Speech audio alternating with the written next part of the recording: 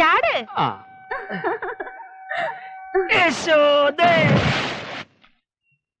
ഇനി ഒരു കുളിയാവാ.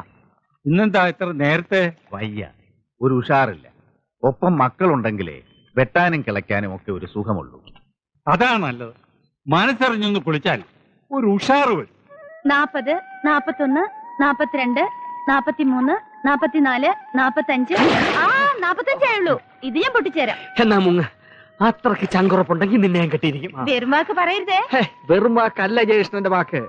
എന്നേക്കാൾ കൂടുതൽ നേരം നീ വെള്ളത്തിൽ മുങ്ങിക്കിടന്നാൽ നിന്നെ വെള്ളത്തിൽ വെച്ച് കിട്ടും. എന്നാൽ എണ്ണിക്കോ. കെട്ടിയില്ലേ അപ്പോൾ കാണാം. കാണാം. 1, 2, 3, 4, 5.